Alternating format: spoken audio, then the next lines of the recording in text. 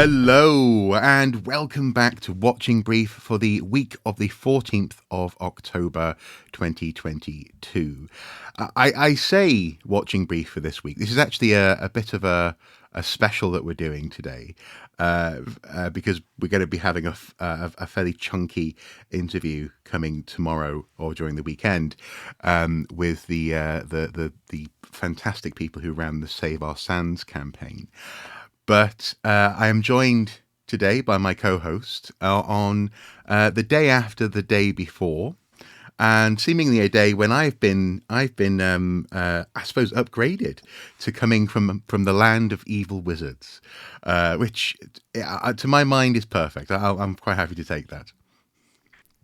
What we're talking about, dear viewer, for people who are wondering what the hell he's talking about, we're looking at a Oh, wonderful I have a wand spoof as well. map. Brilliant. Oh, So go on. um, Terry Pratchett Appreciation Society in the Northeast. Absolutely.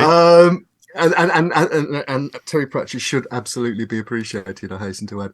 No, what we're doing, we're Divya, we are looking at a brilliant, well, it calls itself a map of Britain after the technology crash of 2029. I think, Yeah. given we seem to be living through a technology crash, or at least a Twitter crash, or Mm-hmm. Twitter car crash, even Mm-hmm. as we speak, as we're recording this morning. But it's by a writer called Tom Cox, and it is really, really funny. We'll share the link to it.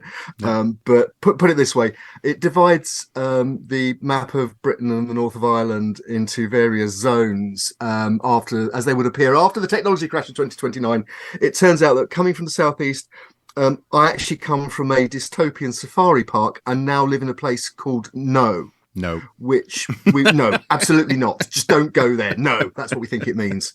Whereas Marc is living currently in wrestling, slightly to the northeast of Grumpy but Happy. That's perfect for me, and obviously I come from North Wales, the land of the evil wizards, where south of there you have druids and better druids, it seems. But That's evil right. wizards, I'm up for that. Anyway, yeah, okay, yeah, sure. We're looking at a at a spoof map with regards to a technology crash, but also as well, this hat is part comfort blanket today because yesterday it was announced that the country is, in one fell swoop, it seems, has lost more or less a decade of growth. And is over the next 18 months, we're going to be seeing households losing an average of 7% of their income, disposable or not. And also, on top of that, it seems that the relationship between fiscal planning and policy and the various departments that run those wonderful things that we love in this country, art, humanities, history, culture, etc., is ever more complex because on the one hand, I think it's admirable that at the very least the rhetoric is that people who uh, who are who are, for example, on benefits are going, require support, and they're going to have increases in line with inflation, etc. And also, as well, the National Health Service and pension provision seemingly has been ring fenced. But on the other hand, it looks like after coincidentally a decade of Tories and also a decade of austerity, particularly here up in wrestling, sorry, the northeast of England, um, um, we're about to see more hack and slash, more requests for cuts from areas where we've already been cut to the bone in many respects. I've said this before on a watching brief, but it bears repeating that at one point, the budget for city libraries in Newcastle was cut to zero, and then they had to rectify that because obviously that's ridiculous. So, where does that leave us? Archaeologists and people who operate on in that sort of difficult space between, I suppose, science and culture and storytelling and history and so on and so forth. And also, where are we in terms of those the investment zones, the so-called attack on nature that RSPB National Trust and others were were campaigning on. What we're talking about, obviously, is the fallout from yesterday's autumn statement from Chancellor of the Exchequer, Jeremy Hunt. Yeah. Sorry, did I not say that? No, look. For anyone involved in any kind of broadcasting, the name Jeremy Hunt is an elephant trap waiting to, and you only have to search for Jeremy Hunt on YouTube, and you'll find any number of examples of people getting Jeremy Hunt's name wrong. Jeremy Hunt, yes. Often very, very hilariously. Most famously, Jim Naughty on the Today programme on Radio 4 a few years ago. It doesn't help. It doesn't help that he has been known as a bit of a hunt for a while. But anyway, I'm an impartial journalist, mate. I couldn't possibly comment. Look, no, the autumn statement came about a month after the previous autumn statement by the previous Chancellor of the Exchequer, Kwasi Kwarteng, which tanked the British economy to estimates of around 35 billion quid. It was an absolute disaster unfolding in real time. It cost Kwarteng his job, and then about 10 days later, it cost Prime Minister Liz Truss her job. It was probably one of the most catastrophic political statements in modern British history, certainly since World War II. And the sense was that the British economy had not just cratered, it was down at the bottom of the crater and looking to dig itself deeper into the crater to come out the other side into another crater. And the sense was that, to quotes, give the markets some comfort and confidence, the new government under Rishi Sunak, who of course was Chancellor of the Exchequer himself under Boris Johnson, had to come up with something that made it clear that the grown-ups were back in charge. Yes. What they've come up with is a combination of giveaways, apparent giveaways to certain areas, and you've already alluded to people on benefits, pensioners, and so on, who are going to have their regular payments upgraded in line with current inflation, which wasn't expected, which obviously cost the government a lot of money. But at the same time, there will be retrenchment on other areas of government budget. Now, cutting to the chase, it's slightly more complicated than that, because we're only 2 years out maximum from a general election. And Sunak and Hunt have laid really an elephant trap for the Labour Party, who are likely to be who will be their main challengers at the next election in terms of forming a government, in that the current budgets for departments within the government remain as they were previously. But they have announced cuts in budgets to take place after the presumed date of the next general election. Yes. Which is basically a challenge to the Labour Party, but it also means they don't have to impose obvious cuts now. But by saying that the departmental budgets, which includes DCMS that looks after culture, museums, and so on, they are not being upgraded with inflation, which basically means with inflation running at something like 10 to 11% at the moment, there is a built-in 11%, 10% cut in what's available to pay to spend at the moment. It's just the government doesn't announce it like that. No, and then also as well for as we know, archaeologists are infamously fairly low paid. What we're also going to be seeing is council tax, so that's local authority taxation based on where you live, in order to help with local amenities, famously, for example, getting the bins emptied, that kind of thing, keeping swimming pools open, so on and so forth. That's they're going to allow local authorities to increase that yield by a couple of percentage points. So instead of 2 point something, it's now going to be around 5%, isn't it? Something like that. In terms of the increase, yeah. That's absolutely right. Now, basically, at the moment, local authorities are only allowed to increase council tax by, I think it's 2% a year, without having a local referendum to say, yes, we're happy to pay you more money. Yeah. That level is now being lifted to 5%. So local authorities who feel they need the money, and most of it goes on adult social care, Yes. Yeah. older people, people with disabilities, and so on, who need care packages of various kinds, Yeah. either in care homes or care packages at home. Yeah. That takes up a vast portion of the budget. It is notoriously underfunded in this country. Mm. But the question local authorities were going to have is, yes, it's all very well to say you can impose a 5% increase on your council tax levy. The problem with that is, first of all, inflation is running at, again, as I said, 10 to 11%. So you're looking already at a 5% cut in what you can bring in.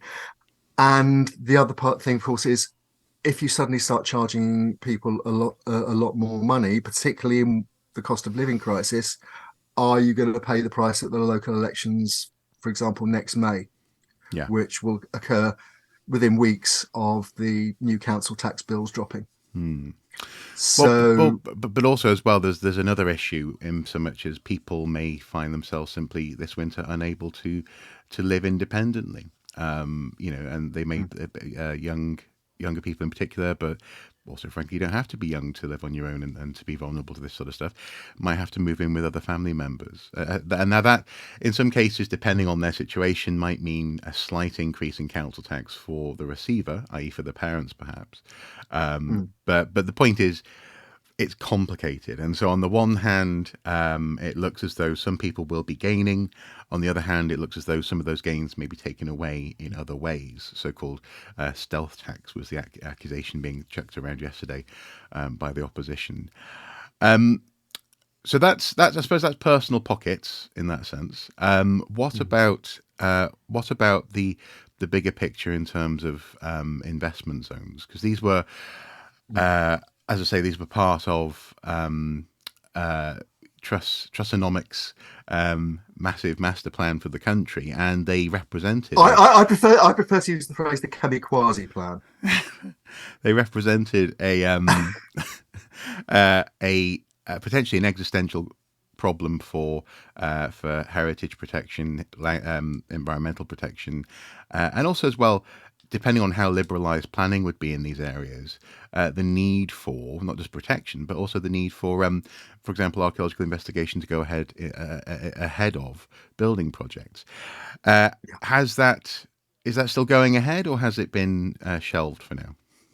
Right. Well, new viewer start here. Anyone who follows Watching Brief will know that we've in the last couple of months, we've been talking about the hashtag attack on nature, which is the label that the RSPB, the National Trust, and other leading environmental NGOs and expert bodies gave to particularly the Trust government's plan to, as you say, create investment zones with what was called liberalised planning. The details were never given, but the implication was the environmental protections, like archaeological investigations, wildlife protections, and so on, will be scaled back substantially or even removed completely. And the idea was that would make investment and growth of the economy easier. Yeah. The fear was, of course, not just that it would impact on the investment zones themselves, which are all over the country. Often, initially they were associated with what were called free ports, or what are called free ports. But in fact, there were many areas inland which were rolled out as part of this particular plan.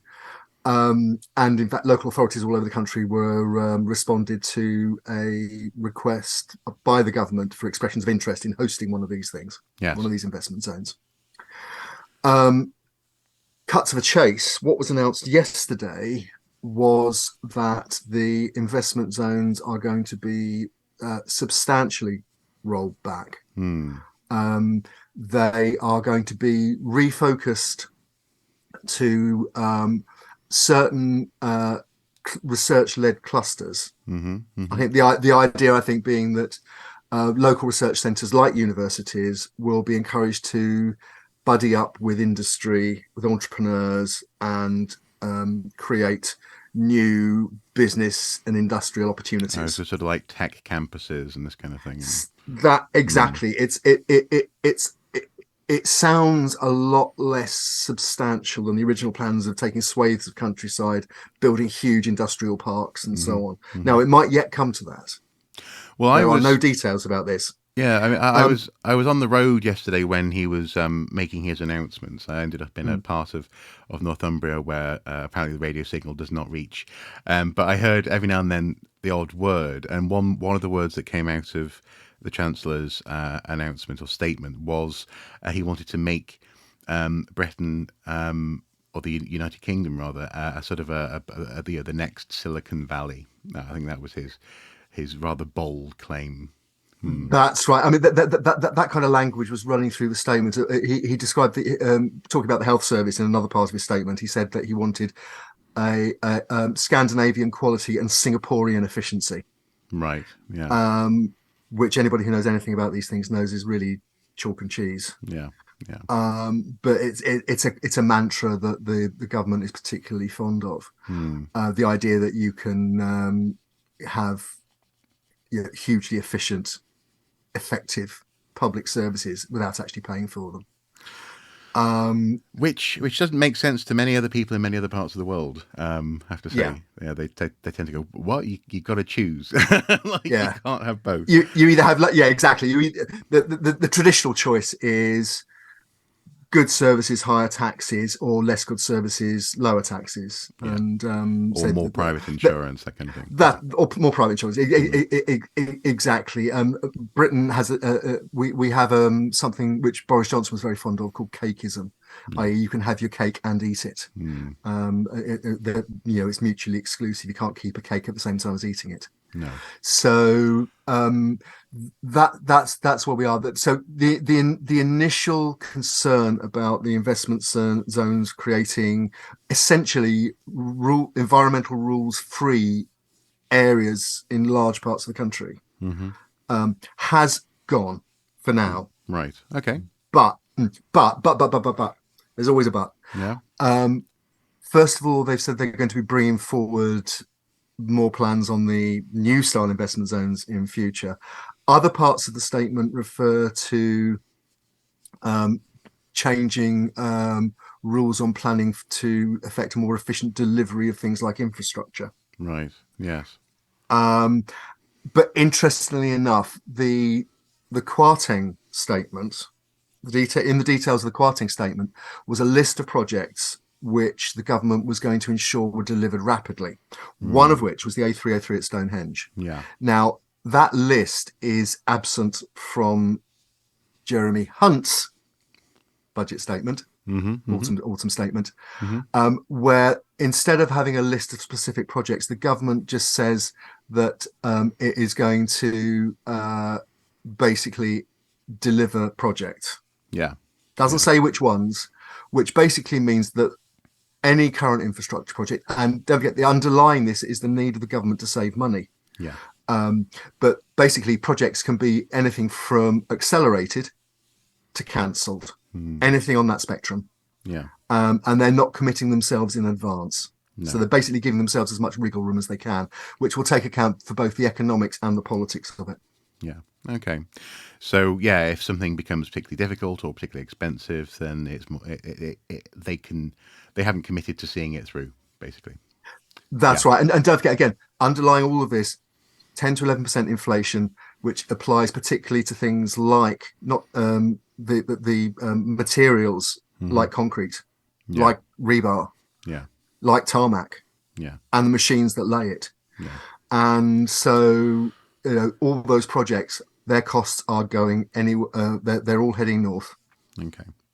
So if that's a question mark, then those are question marks to keep an eye on in terms of infrastructure. HS2 being a biggie for archaeology already, an Yes. archaeologist employed as part of that project. Stonehenge and the A303 road alterations or potential alterations being something that at the moment is somewhat in limbo. What do we think, therefore, of CIfA's announcements on recommended minimum wage levels, in so much as this hopefully is a step in the right direction, but it's that talking about cakeism, it's that interesting thing of CIfA both wanting to be the chartered institute, but also not, to be fair, not being allowed to, not being able to actually leverage people to force individual units and companies to or projects to pay at a certain standard, lest they be accused of trying to run a cartel. So we'll link below to what CIfA have said, but largely speaking, it's an increase in line with inflation in terms of their recommended pay levels. Although you were saying that notably the two lowest, or certainly the lowest grade, is still below comparable graduate level skill-based jobs.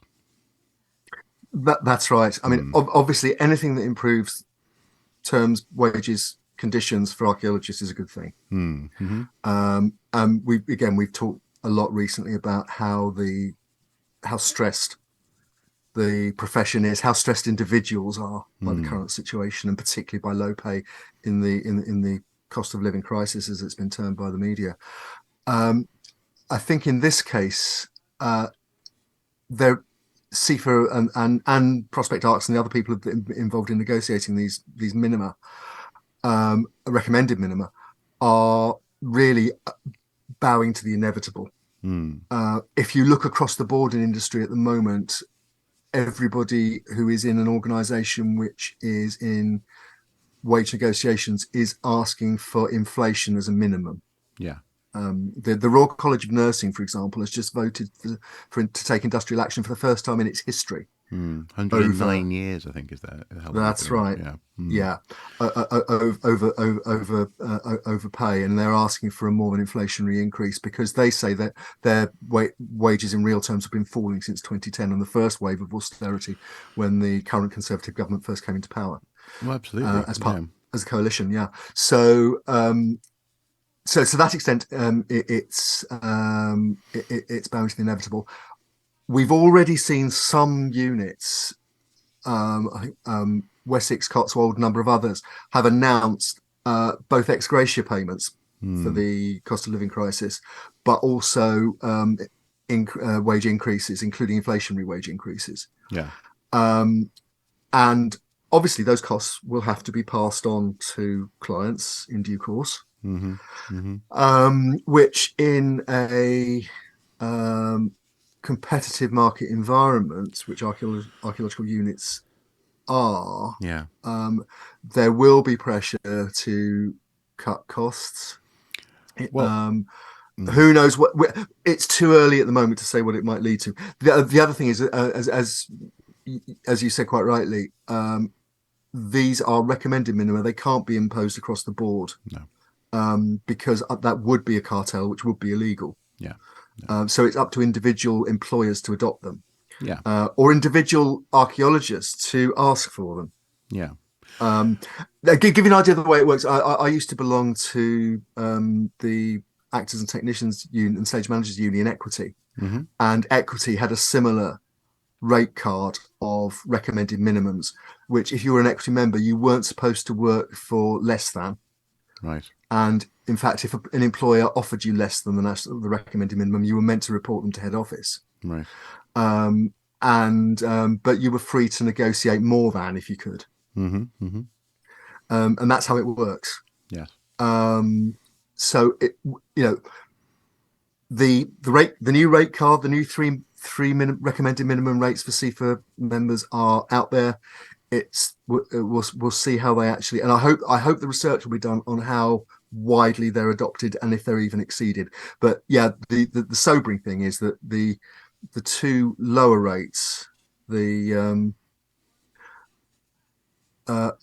are lower than the national average for professional workers.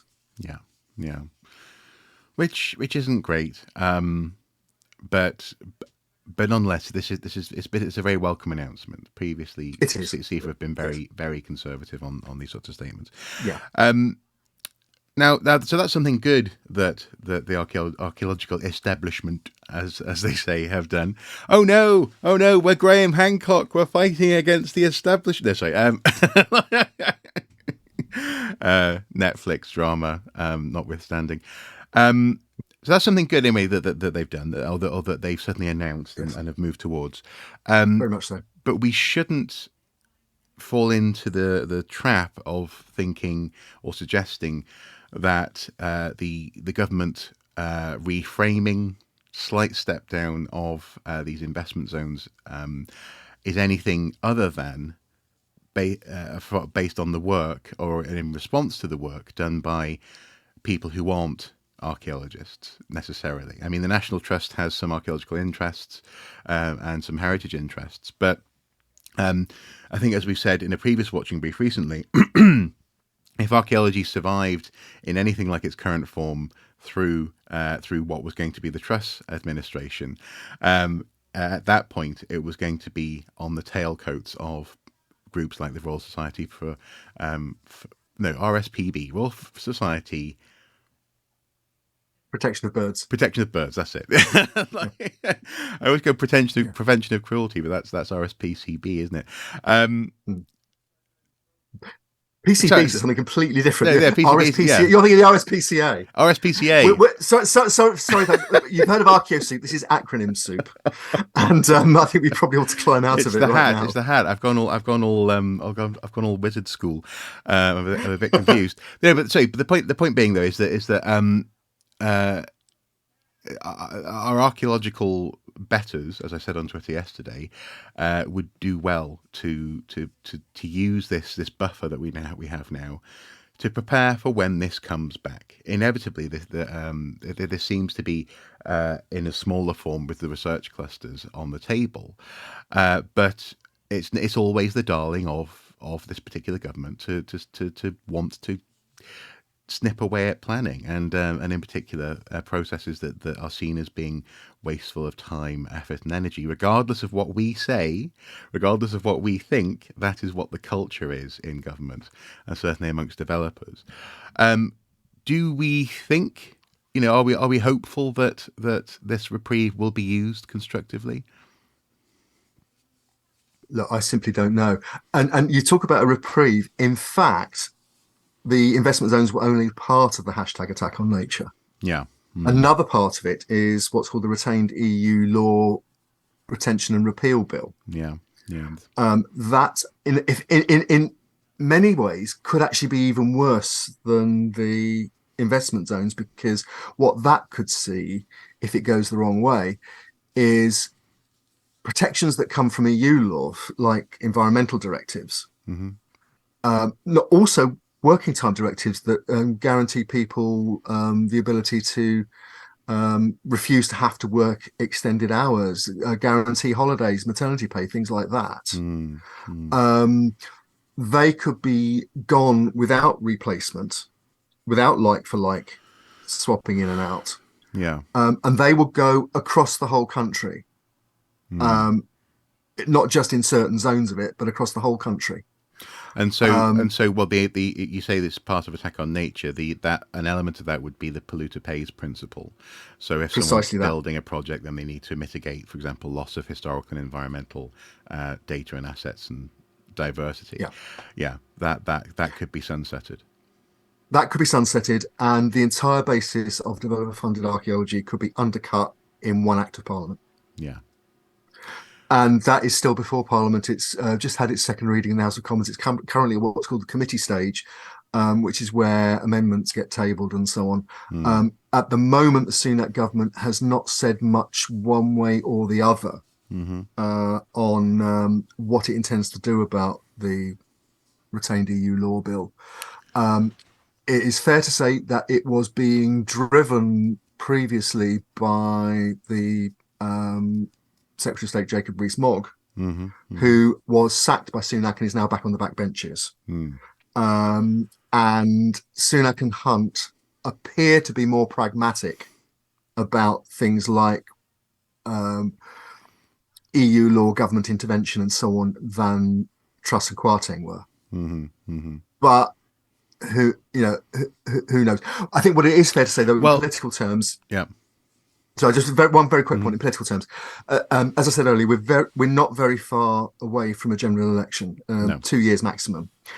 And the brilliant work that was done, I think objectively brilliant work in terms of communication PR that was done by the coalition, really, of national NGOs and expert bodies led by the RSPB and the National Trust. Mm-hmm. Um, in creating the awareness of the hashtag attack on nature. They were getting, major stories across the broadsheets in particular, which are read by MPs. Yes. They were getting stories running almost daily at the height of the campaign.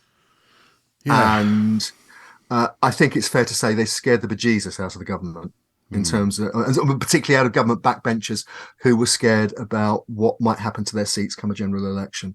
So again, the political environment for this is that it would make sense to row back on it somewhat, but we're not there yet, and we have to assume that the worst case pertains until it's proven otherwise. Okay, so not a reprieve at all, but Partial nonetheless, reprieve. partial reprieve. Fair enough. I mean, Yeah. I was just going to say the one thing we do know about this current government is that our prime minister had to be dragged kicking and screaming to go to COP27, the International Conference on It Climate wasn't Change. drag kicking and screaming. Boris Johnson said he was going to go, so Sunak had no option. Well, exactly. Yes. Yes. Yeah, yeah, exactly. It was the Initially, he didn't. No, you're right. Though initially, he wasn't going to go. He said he had more important things to do in the future, discuss the future of the planet with other world leaders. precisely. Yeah. So that's a small indication of how this administration might see the sunsetting of environmental protection laws, potentially. Potentially. Um, I think it's a little bit more complicated than that. But anyway, No, we're not a political program. We're an archaeological program. That's what we're saying. no, but in this instance, I think we got to take what we can, and I think I think clearly he's not rushing to man the green fences there. Well, this has been a watching brief special. It's been slightly rambling, but at the same time, hopefully, we've also covered all the things that have come out of yesterday's statement that are important in terms of archaeologists, and also as well the practice of archaeology in the UK. And I think just to finish, Mark, I'd say to anybody who's watching this who's interested in the subject, continue to monitor what is going on. Particularly, continue to monitor what is said by the RSPB and the National Trust, because those are the two organisations, along with the wildlife trusts, who've been leading on this, whose comms have been excellent, who regularly produce easy access sort of explainers as to what's going on, why it's important, and what people can do who feel the need to get involved in campaigning. So stay across that, and obviously keep an eye on the government, and what the government says, and in particular compare what it says with what it actually does. Yeah, yeah. Well, and also I would say do the same with the leading bodies in archaeology. Compare what they're doing with what you would hope they're doing. Regardless of that, though, obviously we'll keep an eye on it. Do comment below, and we'll definitely return to this topic almost certainly in the near future. Tomorrow is going to be, as I trailed at the beginning of the episode, the long form interview with the campaigners for the Goodwin Sands, Save Our Sands campaign that recently had a victory in its attempts to limit, at the very least, or in downright stop and cease wholesale dredging of a very sensitive environmental and historical area off the south coast. And in fact, in terms of what we've been talking about today, I think that there's some very relevant things that emerge from the interview about just how important environmental law is. Well, yeah, but also as well, there were some lessons to be learned from their experience in terms of approaching imminent risk and campaigning on issues that are complicated, that require proof as opposed to opinion, and that in this instance had merit. They were deemed to be a worthy cause. In some cases, seemingly. People had to be sort of sharp-elbowed and turn up at meetings slightly unexpectedly. But the point is that broadly speaking, local councils and other interested bodies do and can hear a well-made case for the protection of environment and heritage. And yeah, there's some hints and tips, and I think these are battles that we're all probably going to have to be aware of in the coming months, if not years. And it's a cracking David and Goliath story as well. Yeah, that too. Thank you for watching, guys. Until next time, do take care. Bye bye. Bye bye.